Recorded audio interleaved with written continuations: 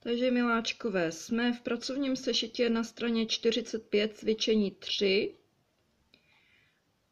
A jediné, co se po nás chce, je určit vzájemnou polohu přímek. Jaká může být vzájemná poloha přímek? Jednak to můžou být rovnoběžky.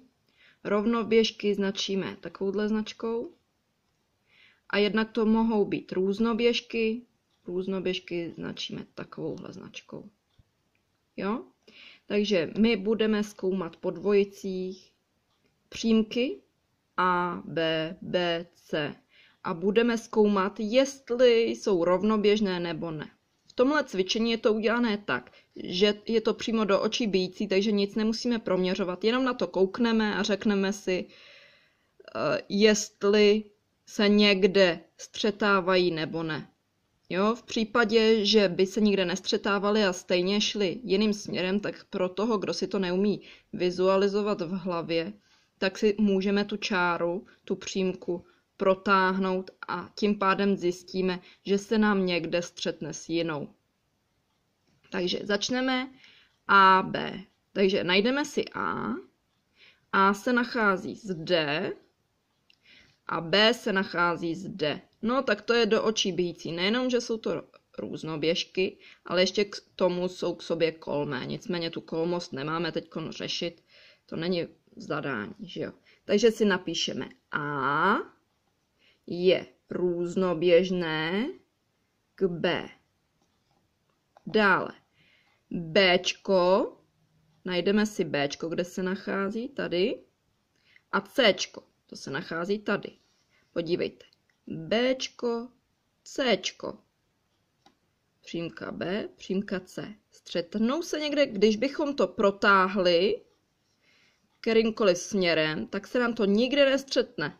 Respektive střetne se to v nekonečnu. Takže si napíšeme B je rovnoběžné s C. Dál C a D. Cčko máme tady, to už jsme si našli. A teď hledáme Dčko. Dčko. Víme, že tady takhle máme označení D, to je docela hloupě umístěno, protože najednou musíme hledat, jestli to patří tady k tomu, nebo k tomuhle. Ale tady už víme, že tohle bylo přece Ačko. To znamená, že tady máme přímku D. To znamená, že Cčko a Dčko se nám střetávají zde v tomto bodě. Takže C a D jsou různoběžné. D a F. Dčko zase máme zde a Fko. Pro někoho, kdo není úplně schopen si to vizualizovat, tak si můžeme vzít pravítko a to Fko si můžeme protáhnout. A najednou vidíme, že se nám F střetává s Dčkem v tomto bodě. Takže D je různoběžné s F. F a G. F, G. Zase pro toho, komu to není jasné, můžeme si to protáhnout. A každý vidí, že když bychom šli dál a dál, tak někde mimo papír, někde tady takhle, by se nám to střetlo, že jo?